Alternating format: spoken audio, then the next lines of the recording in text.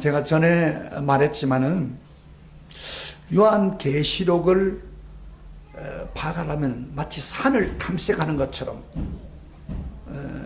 해야 된다고 그렇게 말했죠. 여러분, 산을 제대로 아는 길이 뭐예요? 직접 등산을 해봐야겠죠. 청계산 있지만 청계산 직접 등산을. 그런데 큰 산은 등산을 하다가 문제가 생길 수 있습니다. 산의 전체적인 그림을 보지 않고 산 골짜기에 깊이 들어가면 산에서 길을 잃을 수가 있습니다. 그러나 산을 먼저 조감도로 위에서 전체를 보고 산을 알고 그리고 산으로 등산하면 헤매지 않습니다. 마찬가지로 요한계시록도 이게 굉장히 복잡합니다. 이 경우만 한두 번 읽어보면 복잡하고, 그래서 교인들이 이 성경을 읽다가 안 읽습니다. 미로 같아요. 헤맵니다. 그러다 보니까 성경에 이 요한계시록을 보지 않는데, 요한계시록은 하나님, 예수님이 우리에게 주신 거예요. 마지막 일어날 일을 준 거예요. 그렇기 때문에 요한계시록을 알려면 어떻게 해야 되냐, 산에서, 산 위에 조감도를 가지고 산을 먼저 보는 것처럼 먼저 조감도로 보고 그리고 들어가서 구체적으로 연구하고 듣고 해야 됩니다. 그래서 지금까지 우리가 요한계시록 9장까지 했는데 7일을 다 뗐죠. 그렇죠? 예, 그렇죠. 그리고 또 7 나팔재앙을 보았습니다. 저번 주일은 몇 재앙을 봤습니까? 나팔재앙을 6채 재앙을 봤다. 여러분, 6자 재앙이 무엇이라고 했죠? 나팔재앙이? 기억나는가 한번 이야기해봐요. 큰 세계 대전이라고 했습니다. 이게 3차 대전이 될지 모르지만 하여튼 대전이 일어나는데, 그 유브라데스 근방에서 일어나는데 3분의 1이 죽습니다. 그러면 제가 이야기했죠. 60억 정도 된다면은 지금 이건가 20억의 사람이 죽습니다. 그럼 왜 하나님이 이렇게 3분의 1을 죽입니까? 큰 고통을 주어서 죽지 않는 3분의 2 그 사람들에게 회개하고 하나님께 돌아오라고. 그래서 이 고통을 준다는 것입니다. 이 큰 사랑에 의해서 돌아오라고 하는 그런 큰 마음이 있었다는 것입니다. 자, 저번 주일날 제가 그 6째 재앙을 했는데, 나팔재앙을 했는데, 순서대로 한다면 오늘 10장은 뭘 하겠습니까? 뭐가 나와야 돼, 자동적으로? 예? 7째 재앙이 나와야죠. 제일 마지막, 더 무서운 7째 재앙이 나오는데, 오늘 본문을 읽어보면 그게 아니라는 거예요. 7 재앙이 안 나와요. 여기서 이제 헷갈리는 거, 사람들이. 자, 그러면 왜 그럴까요? 제가 저번에 그 요한계시록을 할 때에 그 하나님이 요한계시록은 원래가 하나님 믿지 않고 죄를 지은 사람에게 심판을 주는 것이 가장 주로의 메시지입니다. 그러나 그것만 있는 게 아니고 뭐라고 했어요? 성도들을 위해서 중간에 삽입을 해가지고 가로를 해가지고 성도를 보호한다고 그렇게 이야기했죠. 그래서 제가 중간중마다 삽입하여 성도를 보호하는 걸 볼 수 있는데, 예를 든다면 저번에 6째 일을 떼고 난 후에 7째 일을 떼기 전에 중간에 삽입을 해가지고 가로를 두었죠. 그래서 거기 7장에서 뭐라고 했죠? 성도들을 14만 4천 명을 선택을 해가지고 성령으로 인을 치죠. 그렇죠? 그 인을 쳐가지고 보호하고, 그리고 인을 치고 끝난 게 아니라 그 인을 친 후에 그들을 천국에 데려가서 천국에서 놀라운 기쁨을 누리는 장면이 7장에 나옵니다. 그래서 이 삽입이 굉장히 중요해요. 가로를 해서 삽입을 하는 것. 그럼 오늘 또 본문도, 오늘 본문에도 7채 나팔 재앙을 내리고, 자세요. 그 다음에 6째 재앙을 저번 주를 내리고, 그 다음에 7째 재앙을 내리기 전에 오늘 또 중간에 삽입을 해가지고 가로를 해가지고 우리 해야 될 성도들의 사명을 이야기하고 있습니다. 그래서 10장과 11장, 자세히 오늘 이 말씀을 들어야 계속 이 설교가 나옵니다. 10장과 11장 앞부분까지는 괄호입니다. 괄호. 삽입을 한 거예요. 성도들의 사명을 일깨워주기 위해서. 그리고 7장 나팔재앙이 11장 후반부에 나옵니다. 이 사람 우리가 한번 확인해 봐요. 예, 이걸 우리가 알아야 요한계시록을 펼쳐봐. 11장 잠깐만요. 일곱째 장이 어디 나오는지 보시다. 14절부터 15절 같이 읽어보세요. 한 장을 넘겨보세요. 14절부터 15절. 자, 말씀 집중하세요. 말씀에 집중하지 않으면 이 설교를 못 듣습니다. 14절부터 11장 14절부터 15절 같이 읽어요. 시작. 둘째 화는 지나갔으나 그 다음에 보라 셋째 화가 속이라. 셋째 화가 뭐요? 일곱째 재앙입니다. 일곱째 나팔 재앙. 그래서 일곱 천사가 나팔을 불매 그 다음에 하늘에서 큰 음성이 나서 이르되 세상 나라와 우리 주와 그의 그리스도의 나라가 되어 그가 세세토록 왕노릇 하시다. 거기에 그런 게 15절에 그걸 언급을 딱 하는 거예요. 일곱째 재앙이 나팔을 분다. 그렇죠. 그러면 그 사이는 그런 게 10장과 11장 1절부터 13절까지 그 사이는 뭐냐? 그게 관악이에요. 삽입이에요. 근데 그 삽입의 내용이 뭐냐 하면은 딱 한마디로 우리 성도의 사명에 대해서 이야기하고 있습니다. 이 세상에 살면서 사명을 어떻게 해야 하냐. 우리 교회의 사명에 대한 이야기를 하고 있는 거예요. 그래서 오늘은 제가 10장만 집중적으로 설교할 것입니다.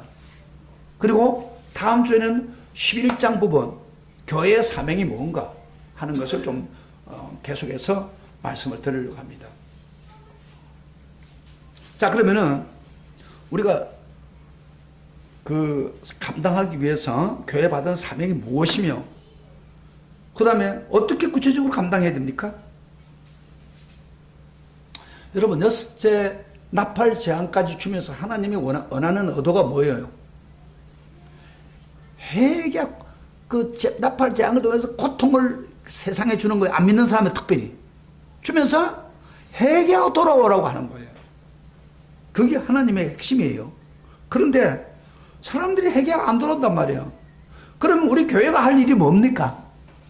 그들 안 돌아오는 그들에게 가서 하나님의 큰 사랑을 알려줘야 됩니다. 복음을 전하고 알려주어서 그들이 하나님을 알므로 말미암아 하나님이 돌아오게 하는 것이 바로 교회가 가지고 있는 사명입니다. 저 불신자들, 하나님 모르는 불신자들을 하나님 모르니까 뭐 어떻게 되는지 몰라요. 자기들은 고통이 있어도 고통을 느끼지 못해요. 그러나 그들에게 우리 성도들이 복음을 전해서 그들이 하나님의 사랑이 얼마나 크고 당신이 구원받기를 원한다 하는 것을 명확히 알려줄 필요가 있는 거예요. 그것이 교회가 받은 사명입니다. 우리 성도들이 해야 될 사명이란 말이에요.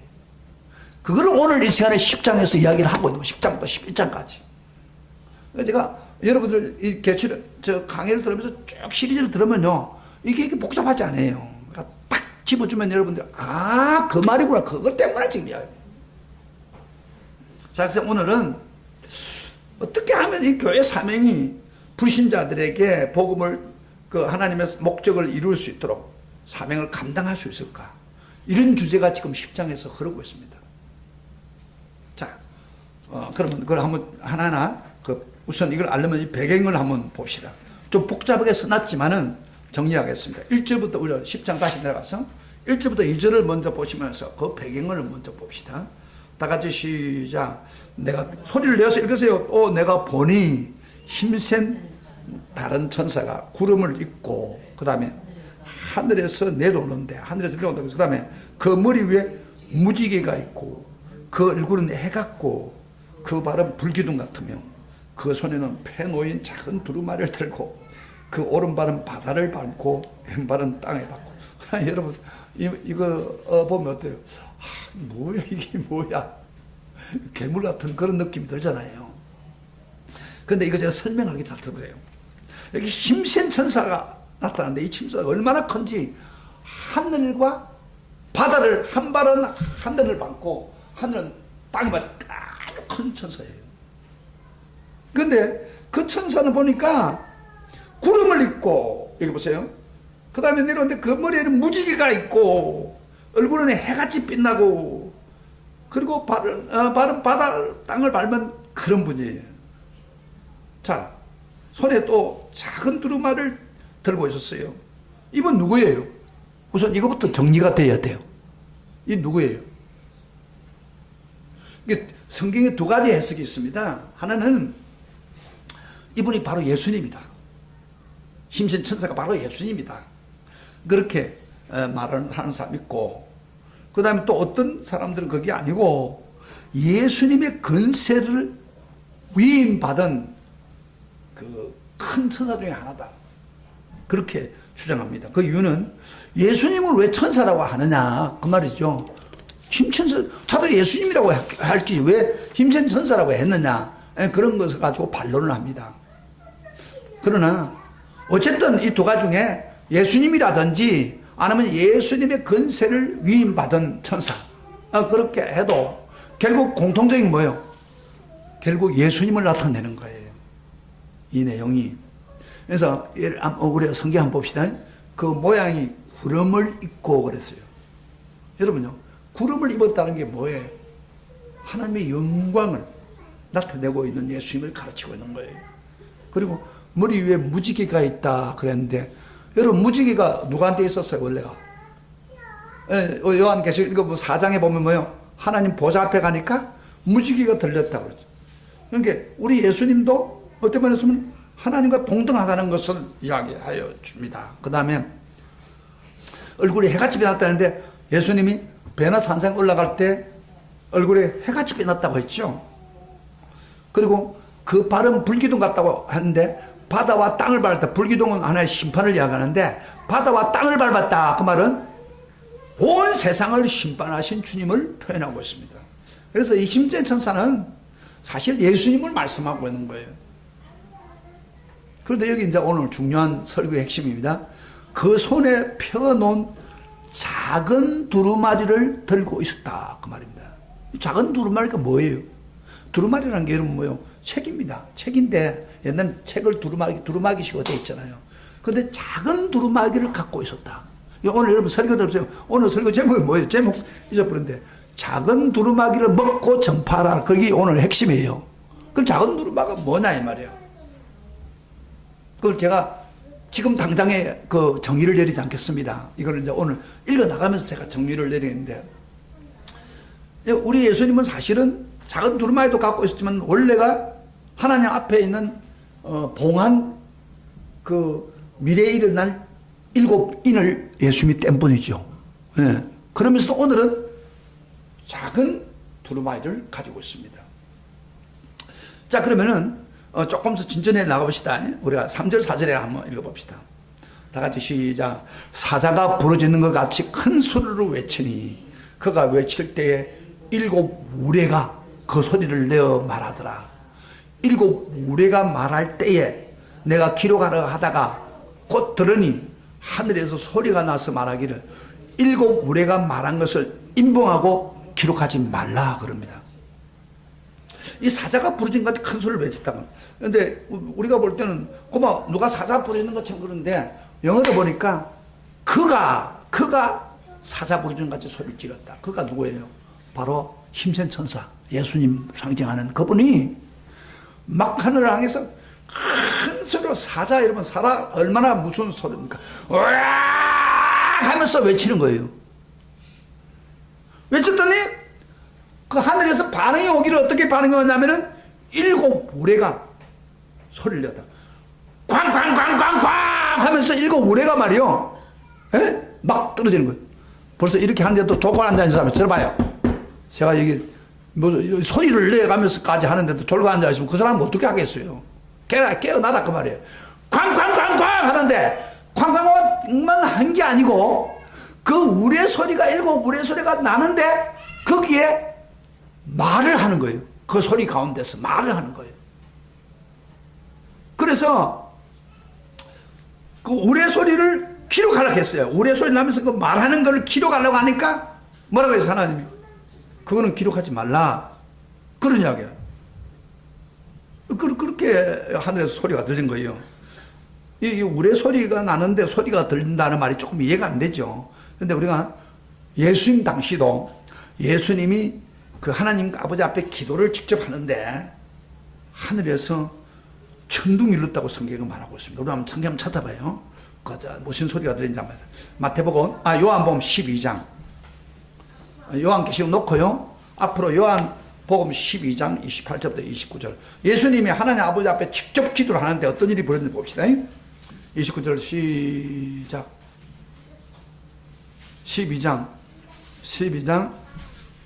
28절부터 29절 저 안에 있는 사람 나올 사람이 안 나왔다. 12장 28절부터 29절을 다 같이 읽어봅시다. 시작. 아버지여 아버지의 이름이 영광스럽게 하옵소서 하시니 예수님이 기도한 거예요. 근데 이에 하늘에서 소리가 나서 이르되 내가 이미 영광스럽게 하였고 또 다시 영광스럽게 하려. 하늘에 응답이 온 거예요. 직접. 그런데 곁에 서는 사람들은 어떻게 들었냐면 우리는 천둥이 울렸다 하며 또 어떤 이는 천사가 그에게 말하였다 아니라 그렇게 말했단 말이야. 무슨 말이냐면 천둥 같은 소리가 들린 거예요. 그런데 그 내용이 이미 영광스럽고 그 다음에 영광스럽게 하리라 하는 응답이 왔단 말이에요. 그러니까 그렇게 따져본다면은 지금 7 우레가 꽝꽝꽝꽝 치면서 소리가 들려 하늘에서 우리가 알아들을 수 있는 소리가 들렸단 말이에요. 그래서 요한은 이것도 기록해야지 하고 딱 기록을 하려고 하니까 요한에게 뭐라 했어요? 하늘의 소리가 나면 7 우레가 말한 것을 임봉하고 기록하지 말라. 임봉하고 기록하지 말라. 그렇게 하는 거예요. 임봉한다는 것은 그거를 드러내지 말라 그 말이에요. 그러면 왜 하나님이 7 우레의 소리를 기록하지 말라 그 말이에요? 7 우레가 말하는 그대로 이루어지긴 하지만은 사람들에게는 알리지 말라 이 말이야. 편지를 읽는 사람들에게 유익이 안 되기 때문에 하지 말라 그 이야기예요. 그러니까 성도들에게 알려봤자 유익이 안 된다 이 말이에요. 마치 뭐가 하냐면 이럴 것 같은 거예요. 여러분요, 우리가 하나님을 다 아는 것 같지만은 하나님은 때로는 진짜 사람들이 꼭 알 필요가 없는 것은 비밀로 붙입니다. 그러기 원합니다. 예를 하나 들어볼게요. 예수님이 그 재림할 때 재림에 대한 이야기를 하다가 말세에 대한 말씀하다 이렇게 말했어요. 마태복음 24장 36절에 그러나 그날과 그때는 예수님 오는 날인데요 아무도 모르나니 하늘의 천사들도 아들도 모르고 오직 아버지만 아느니라. 그러니까 예수님이 재림하는 그날과 그 시는 예수님도 모른다 이 정도로 그렇게 이야기했어요. 왜 그렇습니까? 재림의 날짜를 정확하게 알면 어떤 문제가 생깁니까? 교인들이 혼란이 생겨요. 예를 들면 예수님이 내려온다 그러면 평소 때 멋대로 살다가 멋대로 살다가 하루라도 주일을 예배드리고 제대로 하나님 기도해야겠다 그래가지고 예수님이 온다고 했으면 알았다면 그렇게 하겠죠. 그럼 정상적인 신앙생활을 못하는 거예요. 그래서 재림 날짜를 알려주지 않습니다. 도적같이 오긴 하되 안 알려주는 거예요. 그러니까 이런 거는 상도들이 알 필요가 없는 거예요. 그런데 이단들은 이걸 크로잡시키는 거예요. 그 사람들은요 알 필요도 없는 것을 호기심을 일으켜가지고 예수님이 언제 온다 재림 날짜를 자기들 여기 온다 여기 오고 언제 온다 여기 재림 날짜로 남발하는 거예요. 우리가 지금 다 봤잖아요. 우리 한국에도 1995년인가 그때 뭐 10월 때 예수님이 재림한다 그래가지고 10월 29일 8일인가 재림한다 왔으면 안 합니까? 다비수가 안 왔잖아요. 이단들의 특징은 재림 날짜를 이야기합니다. 여러분 이단들의 공통적인 거 하나가 재림이 어떻게 오고 어떤 날짜에 온다는 것을 반드시 이야기합니다. 그런데 이 성도들이 알려주지 말라는 말을 꼭 맹심해가지고 모른다고 생각하고 하는 게 정상이다 하고 생각하고 거기에 빠지지 말아야 되는데 사람은 계속해서 호기심에 빠지는 거예요. 그러니까 어떻게 온다 그 다음에 어디에 온다 그게 빠지는 거예요. 이단들 대부분 자기 모임에 있는 그곳이 온다는 거예요. 여기에 문제가 있는 거예요. 그러니까 하나님이 지금 일곱 쓰지 말할 거야. 내가 알아서 할 테니까 빈봉하지 말라고 말이에요. 그래서 여러분 이단에 사람이 빠지면요 어떤 문제가 생기냐면 여러분 한번 물어볼게요. 이단에 빠지면 구원받을 수 있어요 없어요? 이단에 빠지면은 열심히 믿었지만은 구원 못 받는 거예요. 부산 가려고 하다가 삼천포로 빠지는데 뭐 부산이 아닌데 저 천국을 가야 되는데 삼천포 지옥으로 가버린다 이 말이야. 그러니까 이단들이 믿는 잘못된 신앙을 믿게 되면은 아무리 그 사람이 열심을 따고 모든 거 다 해도 구원 못 받습니다. 우리가 말하는 구원 못 받아요. 오히려 이단들은 뭐요? 사람들을 꼬드겨서 그 길로 가게 하는 거예요. 여러분 마지막 날 심판받는 사람들이 누군지 알아요? 안 믿는 사람도 심판받지만 말이에요. 마귀도 심판받지만 지옥에 들지만 거짓 선자들이 들어갑니다. 거짓 선자에 따라가는 사람들, 유혹당한 사람들이 들어갑니다. 그곳에. 그래서 요한계시록을 쓰면서 요한계시록을 가지고 하도 잘못할까 싶어서 이단이 막 하려고 가서 못을 딱 박아 놨어요. 우리 성경 한번 찾아봅시다. 요한계시록 20장. 잠깐만. 요한계시록 20장. 제일 뒤에 가면 마지막 계시록을 다 끝나고 난 후에 20장 18절부터 22장입니다. 22장 18절부터 19절에 못을 딱 박았어요. 이것을 넘어서면 바로 이단이다 그런 거예요. 18절부터 19절을 크게 소리를 내서 읽어봅시다. 시작. 내가 이 두루마리의 예언의 말씀을 듣는 모든 사람에게 증언하노니 만일 누구든지 이것들 외에 더하면 하나님이 두루마리에 기록된 재앙들을 그에게 더할 것이요 만일 누구든지 이 두루마리의 예언의 말씀을 제하여 버리면 하나님이 이 두루마리에 기록된 생명나무와 이 거룩한 성의 참나무를 제하여 버리라. 여러분 이단দের 특징이 뭐예요? 주님이 기록한 계시보다도 더합니다. 플러스를 시키는 거예요. 자기들 유리하게. 에? 그 이단이에요. 또 어떤 이단들은 주님이 말씀하는 그 중요한 진리를 재뿌려요. 그걸 감하는 거예요. 여러분 천주교가 왜 이단이라고 합니까? 마리아를 숭배하도록 하잖아요. 잘못된 거예요. 그 플러스한 거예요. 여러분 천주교는 기독교 뭐 큰 집이라고 뭐 이렇게 어떻게 생각하고 천주교를 가든 기독교는 비슷합니다. 여러분요 제대로 성경을 아는 사람은 천주교 이단입니다. 이단 중에 이단입니다. 거기 가면요 천국 못 갑니다. 왜? 그 사람들은 우리가 말한 처럼 믿고 구원 가는 성경이 진리가 아니고 내 행위를 플러스 해야 된다고 생각합니다. 그래야 천국 간다고 그렇게 이야기합니다. 마리아한테 가서 한번 천번 기도해 보세요. 마리아는 기도 받을 자격이 없는 사람이에요. 우리 예수님만이 내 이름으로 무엇인데 기도하라고 그렇게 했는데 왜 그렇게 성경을 부숴놔서 하는데 뭐가 역사가 일어나겠습니까? 그게 잘못된 거예요. 그러니까 지금 여기서 봐서 이단들은 플러스하고 마이너스하고 안 된다 그 이야기예요. 이거 그대로 해라. 그래야 영원한 천국에 간다. 그래서 이단에 따라가면 절대 넘어요. 이단은 경계선을 넘어갑니다. 엉통대로 빠집니다. 그래서 지금 왜 먼저 이야기를 하냐면은 작은 두루마리를 먹기 전에 진리를 먹기 전에 뭐부터 이야기해? 이단부터 조심해라 그런 이야기예요. 이단. 근데 이단은 얼마나 무섭는지 파고들어요. 근데 여러분 요한계시를 알고 나면 잘못했다. 이거 잘못하구나. 이 사람들이 잘못하고 있구나 하는 걸 알게 되는 거예요. 자 그러면서 자 좀 더 전전해 봅시다. 우선 작은 두루마리가 도대체 뭔가 하나 예수님 손에 있는 그 작은 두루마리가 뭔가 한번 좀 알기 위해서 5절 7절의 그것을 이야기를 언음포에 알려주고 있습니다. 5절부터 7절까지 같이 읽어봅시다. 5절부터 7절. 자 성경 찾으세요. 5절부터 7절 여기 해답이 나옵니다. 시작. 내가 본 바 바다와 땅을 밟고 서 있는 천사가 하늘을 향하여 오른손을 들고 새도록 살아계신 이 꽃 하늘과 그 가운데 있는 물건이며 땅과 그 가운데 있는 물건이며 바다와 그 가운데 있는 물건을 창조하신 이를 가르쳐 맹세하렵니다. 이게 이 천사가 예수를 대표하는 선조가 막 그 하늘을 향해서 막 맹세를 하는 거예요. 하나님 앞에. 그러면서 이런 말에 지체하지 아니하리라. 그 말은 무슨 말이에요? 예수님이 지금 재림하는 것을 심판하는 것을 지체하지 않겠다. 그렇게 하면서 그 다음 구절 우리가 7절을 봅시다. 시작.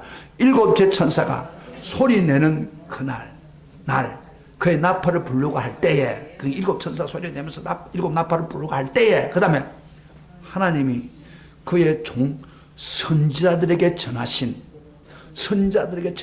복음과 같이 하나님의 그 비밀이 이루어지리라. 하나님 비밀이 이루어진단 말이에요. 이게 무슨 이야기냐면은 마지막 때 하나님 복음인데 이게 종 선자들에게 전한 복음. 여러분 선자들이 주는 복음이 뭐예요? 그게 바로 구약부터 신약에서 신약까지 다 포함되는 거예요. 응? 그 복음 그 다음에 그 요한계시록까지 다 포함한 거예요. 그 비밀이 이제 이루어지리라 그랬어요. 그러면 여기서 이야기하는 두루마리, 작은 두루마리 책은 바로 선자들이 정해놓은 복음같이 그 성경이지, 한마디로 말해서 복음같이 하나님 비밀을 같이 이루는 그런 책입니다. 그래서 보세요. 바로 이어서 8절부터 10절에 바로 이렇게 말합니다. 자 보세요. 하늘에서 이렇게 말합니다. 다시 시작. 하늘에서 나서 내게 들리던 음성이 또 내게 말하여 이르되 내가 가서 요한 보고 바다와 땅을 밟고 서 있는 천사의 손에 펴놓인 두루마리를 가지라. 그걸 가지라는 거예요. 천사의 손에. 내가 천사에게 나아가 작은 두루마리를 달라 한저 천사가 이르되 갖다 먹어버리라.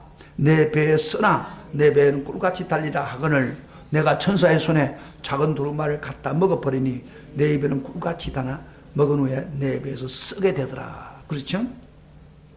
그러니까 그 하늘에서 빨리 가서 천사에 있는 그 작은 두루마리를 내가 채가지고 먹으라 그 말이에요. 그런데 먹으면 처음에는 꿀같이 달지만 나중에는 배가 쓰다. 그렇게 말씀하고 있는 거예요. 자, 이게 무슨 말이에요? 오늘 설교 제목이 뭐예요? 작은 두루마리를 먹고 전파하자. 그런 이야기죠.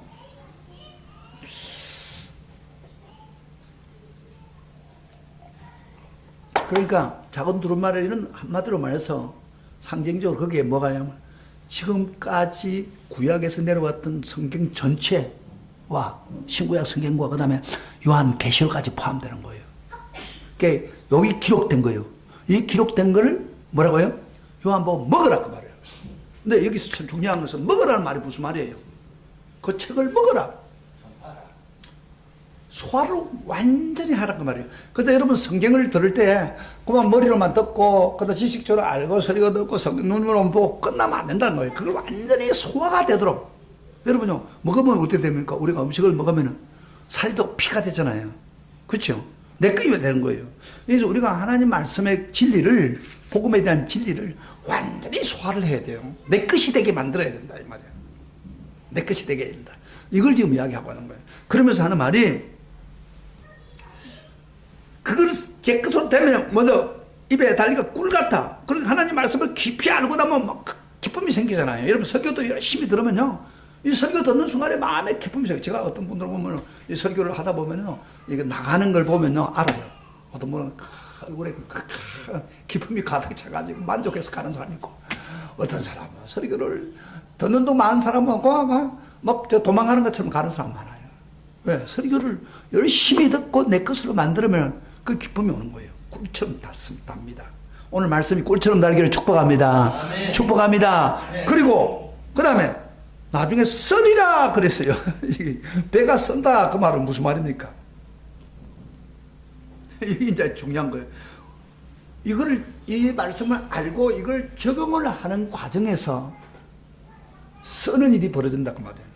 그러면서 오늘 다시 요한계시록 그 10장 마지막 절 한번 봅시다. 10장 먹어 눈에 내게 베게 쓰더라 그래 놓고 11절 시작 다 같이 시작. 그가 내게 말하기를 내가 많은 백성과 나라와 반응과 임금에게 다시 예언하여야 하리라 하더라. 그 말을 이렇게 했어요. 말은 지금 그 요한 보고 이거 먹고 난 후에 너 다시 가서 백성과 나라와 방과 임금들에게 예언해라. 근데 이제 어떤 이단 내 동서가 지금 그 빠진 이단이 있는데 신천지 그분이 요걸 가지고 왔더니 하는 말이 여기 먹으라고 했지 않느냐. 이건 누구냐면 우리 교주가 그걸 먹었대요. 작은 책을. 그래서 내가 야 성경 봐라. 내가 먹었다고 했잖아. 내가 누구냐? 요한을 분명히 얘기하는데 어떻게 먹었다고 그러냐. 그래서 자기도 그분이 성령이라고 믿고 있는 거예요. 이만희를. 그러면서 억지로 이야기하는 거예요. 요한이 먹은 거예요. 요한 보고 먹고 이것을 전해라 그러는데. 그런데 한번 생각을 해봐요. 요한이 지금 그 복음을 전하다가 지금 어디에 잡혔어요? 도미티안 황제에게 잡혀가지고 지금 방불한 섬에 와서 그 무서운 그 돌을 캐는 일, 노예 같은 일을 하면서 너무 힘든 거예요. 그런데 하나님 기도하는 가운데 하늘의 문이 열리고 자기는 끌어올라가가지고 하늘의 일들을 보여주면 미래에 일어나는 걸 볼 때 힘이 솟아나고 용기가 생겼는데 지금 다시 하는 말이 그 작은 두루마기를 먹고 너 지금 다시 가서 많은 백성 나라 방언 심지어 자기를 핍박하는 도미티나 황제까지도 이 비밀의 말씀을 전해라 그러냐 예언하며 전해라 그러냐 생각해 봐요. 얼마나 힘들겠습니까? 안 그래요? 힘 안 들겠어요? 그 복음 전하다가 지금 이렇게 어려운데 다시 가서 복음을 전하라는 거예요. 그러니 얼마나 힘들겠어요? 요 말을 그 신약에만 그런 게 아니고 구약의 에스겔이 이렇게 예언을 할 때에 에스겔에게도 이 착을 먹으라 그랬어요. 우리 그거 한번 구절 한번 봅시다. 이 말씀 좀 이해가 돼요. 에스겔 한번 찾아봐요. 2장 8절부터 한번 찾아보세요. 2장 8절 에스겔 구약입니다. 구약 가운데 에스겔 여러분 찾기가 조금 어려운데 그 성경 딱 반을 쪼개보세요. 쪼개보면 그 에스겔 나와요. 반 조금 넘어갔어. 에스겔 2장입니다. 다시 봐요. 이거는 비슷한 용어를 썼어요. 써가지고 가르쳤는데 이걸 보면서 구약을 봐야 하는데 2장 뭐요? 8절부터 한번 읽어봅시다. 시작. 페이지 수는 1150페이지입니다. 1150. 다 같이 봅시다. 시작. 너 인자야, 내가 내게 이르는 말을 듣고 그 패간 족속같이 패여가지 말고 내 입을 벌리고 내가 내게 주는 것을 먹어라. 입을 벌리고 내가 주는 걸 먹어라. 그 말이죠. 내가 보니 한 손이 나를 향하여 펴지고 보라. 그 안에 두루마리 책이 있었더라. 그걸 보여주면 내가 그것을 내 앞에 펴시니 그 앞에 글이 있는데 그 위에는 애가와 애곡과 재앙의 말이 기록되었더라. 그 다음에 3장 1절 그가 내게 이르시되 인자야, 너는 발견한 것을 먹어라. 너는 이 두루마리를 먹고 가서 이스라엘 족속에게 말하기를 내가 입을 벌리리니 그가 두루마리를 내게 먹이심에 내게 이르시되 인자야, 내가 내게 주는 이 두루마리를 내 배에 넣으며 내 창자에 채우라 하시기로 내가 먹으니 이것이 내 입에서 달기가 꿀같더라. 그래서 그 에스겔한테도 이렇게 책을 주면서 먹으라 그 말이에요. 그 말은 내가 나한테 전하는 모든 말을 다 전해라 그런 이야기예요. 그런데 왜 그들이 배가 쓰겠습니까? 거기에 앞뒤에 보니까 애가와 애곡과 재앙이 많이 기록되어 있단 말이에요. 그럼 에스겔이 그만 좋은 이야기만 하면 좋긴데 너희들이 하나님 뜻대로 안 살면 너희들이 재앙이 오고 애통하는 일이 벌어지고 막 이렇게 해주니까 좋아하겠습니까? 안 좋아하니까 막 반항을 한단 말이에요. 그러면 전하는 사람이 배가 쓰겠습니까? 달겠습니까? 그 이야기를 지금 하고 있는 거예요. 요한에게도 지금 다시 돌아가서 도밑에 있는 황제에게 복음을 전하고 주변에 있는 사람 복음을 전해라 그렇게 하는 거예요. 이 계시의 말씀을 전해라. 그런데 실제로 역사에 보면요, 요한이 돌아가가지고 다시 계시의 말씀을 전했습니다. 배가 쓰지만은 그래가지고 처음에는 반항도 많았지만은 나중에 그들이 변화돼가지고 로마가 복음 앞에 뒤집어져 버렸잖아요. 그런 역사적인 사건이에요. 지금요, 우리 한국 교회가 부흥이 되는 이유가 과거에 우리 교인들은 굉장히 전도를 많이 했어요. 그 교인 몇 프로 안 돼도 열심히 전도를 했어요. 그래가지고 한국 교회가 이렇게 크게 부흥이 된 거예요. 그런데 요사에 와서는 교인은 넘쳐나지만은 전도를 잘 안 해요. 복음을 전하지 않아요. 그러니까 교인들이 툭툭툭 떨어지는 것이죠. 우리 한국교회가 살아가는 길이 다시 그 사도 요한한테 이 말씀을 전하라 예언하라 한 것처럼 순종하면서 전해야 한국교회가 달라지는 거예요. 이걸 지금 안 하고 있단 말이에요. 지금. 자, 그런데 그걸 하기 전에 이단의 사상을 구별하고 작은 책을 먹고 내 것으로 만들어서 복음을 전해라 그 이야기예요. 그게 하나님의 말씀이에요. 여러분, 북한 사람들요, 우리가 남북 통일이 지금 될 가능성이 많고 교류가 되면은 우리가 남한 사람들이 책임을 지고 복음을 전해야 될 사람들 아닙니까? 그 사람들 복음 몰라가 죽은 사람 많잖아요. 그렇죠? 그런데 사실 남한 사람들이 북한 사람한테 복음을 전하기 쉽지 않아요. 말이 우선 통하지 않아요. 또 그들의 문화와 우리 문화가 달라요. 그런데 하나님이 이 북한을 변화시키기 위해서 역사를 하고 있는데 어떻게 하느냐면은 북한을 배경으로 하면 남한 사람들이 어떤 문화적인 배경이나 이런 성경적인 배경은 좋은 문제일 수 있지만 직접 복음을 전하는 사람은 바로 북한 사람이 가서 고통을 당해본 사람이 전하면 가장 좋다는 겁니다.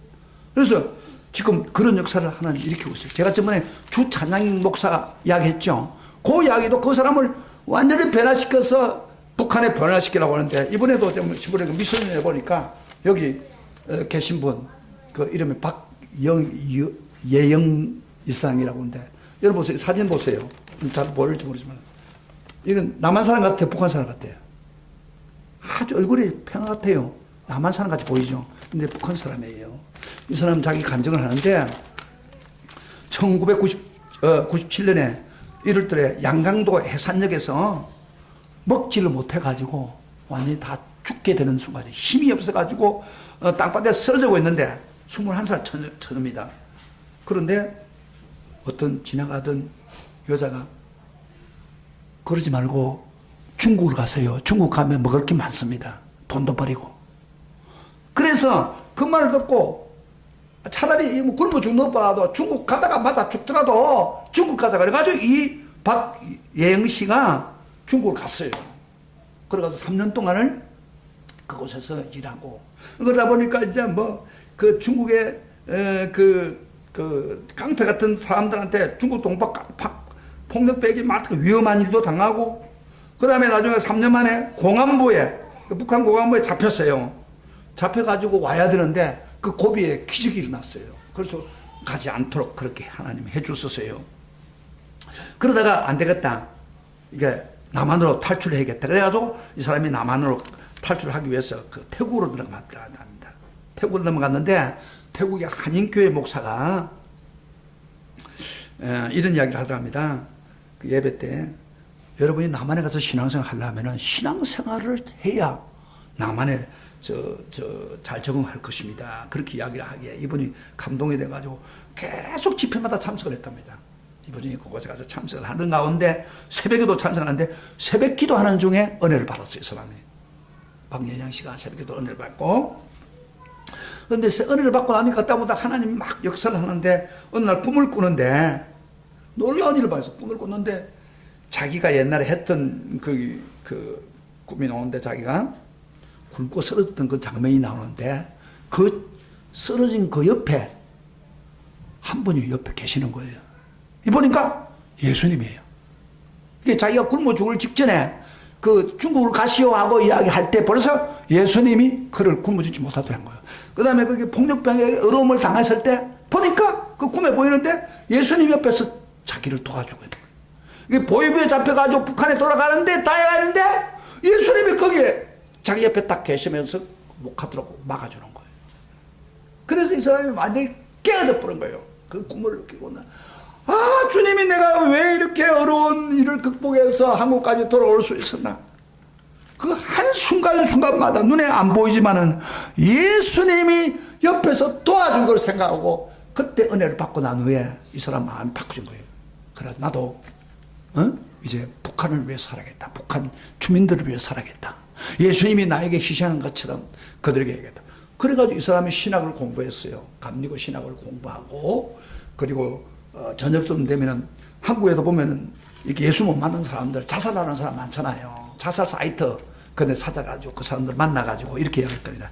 나 같은 사람은 다 죽기 직전에 이렇게 살아서 사는데 당신 왜 죽으려고 그러냐고 이렇게 건면해가지고 죽으려는 사람들에게 막 살리고 그 다음에 도와주고 이런 일을 하는데 이분이 통일 코리아 협동조합 이사장인데 이제 공부를 열심히 해가지고 올해 박사학위를 따려고 마음을 먹고 박사학위를 되고 나면은 호주에 가서 영어 공부를 해가지고 선교사를 나가야겠다. 그런 생각을 하고 있는 중에 그 기도하는데 한 분은 그러더랍니다. 하나님이 예영아, 그 모든 사람들이 다 자기가 원하는 일만 하기를 원한다. 그런데 그럼 내 일은 누가 하지? 주의 음성이 들은 거예요. 내 일은 누가 하지? 그 예수님이 말하는 내 일은 뭐예요? 바로 북한에 가서 그 영혼들을 살리고 구원하는 그 일은 누가 하야지? 그 박예현 씨가 충격을 받았어요. 그래서 무릎 꿇고 회개하고 주님, 내가 북한에 가서 내 생명 들여서 나를 지금까지 목숨을 살려주며 빚을 갚을 수 없는 그거를 해야 되는데 내가 잘못 생각했습니다. 회개하고 북한 선거를 위해서 더 매진하고 있다. 그런 그러니까 북한 사람을 통해서 북한을 변화시킬 수밖에 없는 거예요. 하나님의 역사는. 그렇다면 아까 이야기한 것처럼 사도 바울에게 사도 요한에게 너 가라! 가서 다시 예언하라! 그대로 순종했을 때 기적이 일어난 것처럼 이 사람들한테 나중에 준비를 해가지고 하나님이 북한을 변화시킬 것입니다. 분명히. 그러나 우리 한국 사람들은 어떻게 해요? 한국 남한은 누가 전도해야 돼? 누가 전도해야 돼? 믿는 사람이 하나님이 일곱 나팔을 가지고 사람을 3분의 1을 죽이기도 하고 심지어 많은 고통을 주어가면서도 그들의 영혼을 해결하게 돌아오는 하나님의 사랑을 나타내려면 누가 해야 돼요? 가장 가까이 해야 될 사람 누구예요? 예수 믿는 사람, 교회 성도들. 이게 우리가 해야 될 일이에요. 그런데 오늘 힘든다고 안 하고 있으면 한국은 어떻게 될 겁니까? 지금 유럽 같은 데는요, 우리보다도 100년, 200년 전에 복음을 믿고 하나님 교회가 꽉 찼던 교회인데 지금은 교회 할머니, 할아버지밖에 없답니다. 복음 전하지 않았기 때문에 힘든다고. 그런데 오늘 우리도 마찬가지로 고비 가운데 있습니다. 다시 가서 복음을 전해야 됩니다. 할렐루야. 아멘. 우리 모두가 내 주변에 있는 사람들 복음을 전해야 됩니다. 이게 우리가 할 일이에요. 이 한국이 사는 길이고 우리가 사는 길입니다. 그런데 관심이 없어요. 이 복음 전파에 대한 이야기하면요, 관심도 없는 사람들 많아요. 주님은 싫어합니다. 그러나 복음 전파를 하려면 먼저 뭐요? 먹어야 돼요.